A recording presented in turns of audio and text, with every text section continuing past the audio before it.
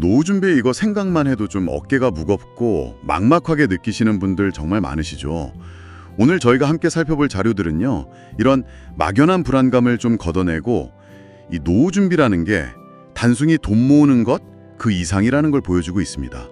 뭐 재정 계획은 물론이고 건강, 또 인간관계, 그리고 일과 삶의 의미까지 여러분의 노후를 여러 각도에서 좀 비춰보면서 구체적인 희망을 찾아보는 그런 시간이 될 것 같습니다. 네, 맞아요. 보통 노후하면 다들 이제 돈 걱정, 경제적인 어려움부터 딱 떠올리시는데 자료들을 쭉 분석해보면 오히려 은퇴하고 나서 갑자기 많아진 시간을 어떻게 써야 할지 몰라서 힘들어하시거나 또 사회적으로 고립되는 느낌 때문에 외로워하시는 경우가 생각보다 정말 많더라고요. 그러니까 행복한 노후가 꼭 통장 잔고수는 아니라는 거죠. 그래서 오늘은 그 인적 자산 투자, 그러니까 꾸준히 뭔가를 배우거나 건강 관리하는 거, 또 의미 있는 관계를 잘 만들어가는 거, 이런 돈만큼 중요한 다른 준비들에 대해서 좀 짚어보면서 나도 충분히 할 수 있겠다, 이런 용기를 좀 얻어가실 수 있게 얘기 나눠보면 좋겠습니다. 특히 그 말씀하신 것처럼 많은 분들이 부모님 부양하고 또 자녀들 지원하고 이른바 더블 캐러 부담을 느끼는 낀 세대잖아요. 그래서 지금 모으는 돈이 다 내 노후 자금이다 이렇게 생각하기는 좀 어렵다, 이런 현실적인 지적도 있더라고요. 네, 그 점이 정말 무시 못할 현실이죠. 근데 또 동시에 흥미로운 건 뭐냐면 자료를 보니까 베이비붐 세대를 포함해서 많은 분들이 이미 상당한 생존력을 보여주고 계시다는 거예요. 예를 들어서 60대 고용률이 생각보다 꽤 높아요. 이게 뭘 의미하냐면 정년퇴직하신 후에도 재취업 같은 걸 통해서 적극적으로 어려움을 헤쳐나가려고 노력하시는 분들이 많다는 증거죠. 정말요? 네, 물론 뭐 재취업 조건이 예전 같지는 않고 좀 열악할 수도 있겠지만 그래도 노동시장에 어떻게든 더 오래 머무는 것, 그 자체가 지금 굉장히 중요한 노후 대비책이 되고 있다는 겁니다. 그렇군요. 그럼 이제 60세 정년이다 이런 생각에 너무 얽매일 필요는 없겠네요. 더 오래 일하기 위해서 어떤 준비를 하면 좋을까요? 자료에서는 그 인적 자산 투자를 강조하던데요. 네, 그게 핵심입니다. 어쩌면 여러분의 가장 확실한 노후 자산은 은행에 넣어둔 돈이 아니라 계속 배우고 또 변화하는 세상에 적응하는 능력, 바로 그걸 수 있다는 거죠. 가령 뭐 1억 원 금융 자산이 있다면 그중 일부를 떼어서 자격증을 딴다거나 새로운 기술을 배우는 데 쓰는 거예요. 이건 단순한 소비가 아니고 미래의 소득, 그 현금 흐름을 만들기 위한 아주 중요한 투자가 될 수 있다는 겁니다. 실제로 뭐 주택관리사나 경영지도사 같은 자격증 알아보시는 분들 꽤 많고요. 근데 그냥 남들이 좋다고 하는 유망해 보이는 자격증을 따는 것만으로는 좀 부족하지 않을까요? 네, 맞아요. 여기서 자료들은 좀 신중하라고 조언합니다. 진짜로 시장에서 사람을 뽑는지, 구인 공고는 좀 있는지, 이런 시장 수요를 꼭 확인해야 하고요. 또 내 적성이나 나이 같은 현실적인 부분도 고려해야겠죠. 그리고 또 중요한 게 은퇴 후에 하는 일은 예전에 하던 사무직이나 뭐 그런 거랑 전혀 다를 수 있다는 거. 예를 들면 현장 근무나 육체 노동일 수도 있거든요.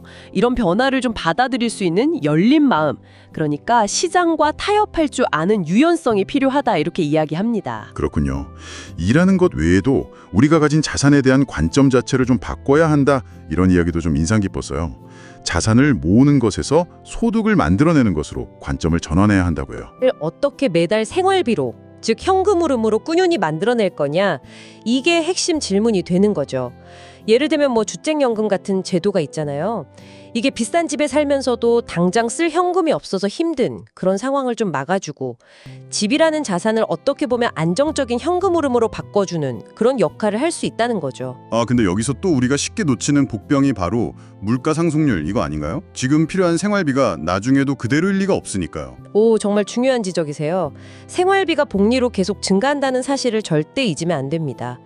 그 국민연금연구원 조사 자료를 보니까 생활비가 연평균 한 4% 정도씩 올라서 지난 18년 동안 거의 2배 가까이 늘었다고 해요. 2배요? 와. 네, 그러니까 지금 예를 들어 월 350만 원 정도가 적정 생활비라고 생각한다면 이게 20년 뒤에는 단순 계산으로도 700만 원이 훌쩍 넘을 수 있다는 뜻이죠. 그래서 자산 관리할 때 최소한 물가 상승률보다는 높은 수익률을 목표로 해야 하는 거고요. 그냥 안전하다고 예금만 가지고 있으면 장기적으로는 돈의 가치, 즉 구매력을 잃게 될 수도 있습니다. 계획을 잘 세우는 것도 중요하지만 또 살다 보면 예상치 못한 일들이 생겨서 어려움을 겪는 경우도 있잖아요. 노후 파산이라고 하죠. 자료에서 경고하는 주요 위험 요인들은 뭐가 있을까요? 네, 몇 가지가 꼽히는데요.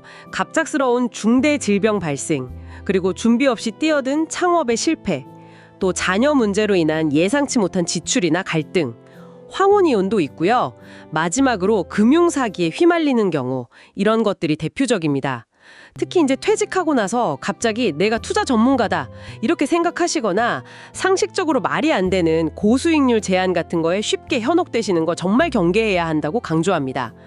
그리고 또 하나 중요한 게 미리 소비를 좀 줄이는 연습을 해야 한다는 거예요. 이게 소득은 줄어도 한번 올라간 씀씀이는 쉽게 줄지 않거든요. 소비의 하방 경직성이라고 하죠. 듣고 보니 정말 돈 문제만 해결된다고 다 되는 게 아니네요. 계속해서 이 비경제적인 요인들의 중요성을 강조하시는데 구체적으로 어떤 것들이 있을까요? 네, 어쩌면 이 자료들이 우리에게 전하는 가장 강력한 메시지가 바로 이 부분일지도 모르겠습니다. 괴테가 그런 말을 했잖아요. 친구가 없는 천국보다 나쁜 것은 없다. 노후에 외롭고 고독하면 그게 정말 큰 불행의 원인이 된다는 거죠. 그래서 건강 그리고 풍요로운 인간관계, 이 두 가지가 핵심이라고 말합니다. 젊었을 때랑은 좀 다른 가치관으로 일과 관계를 다시 설정할 필요가 있다는 거예요. 예를 들어 소설 달거 육팽스의 주인공처럼 뒤늦게 그림의 재능을 발견하고 새로운 삶의 의미를 찾을 수도 있는 거고요.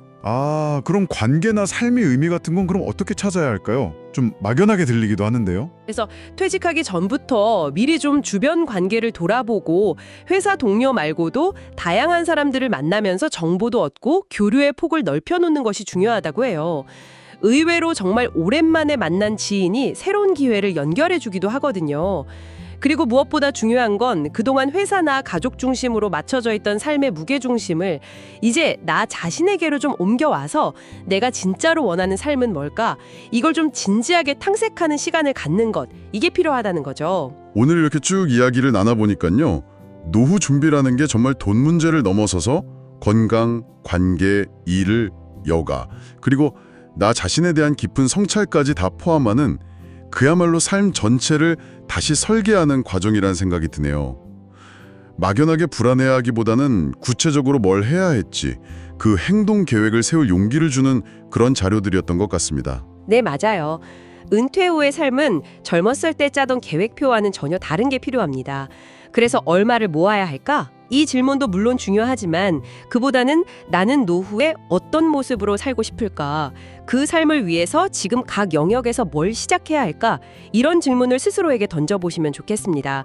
완벽하게 준비해야 한다는 부담감보다는 지금 당장 작은 것 하나라도 꾸준히 관심을 갖고 시작하는 그 태도가 훨씬 중요하거든요. 네, 오늘 저희가 나눈 이야기들이 여러분의 노후 준비에 대한 생각을 좀 넓히고 나도 할 수 있겠다 는 긍정적인 첫걸음을 내딛는데 작은 용기가 되었기를 진심으로 바랍니다.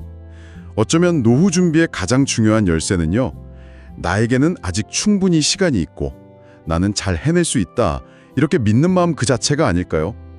오늘 여러분의 미래를 더 풍요롭게 만들어줄 작은 씨앗 하나를 여러분의 삶에 한번 심어보시는 건 어떨까요?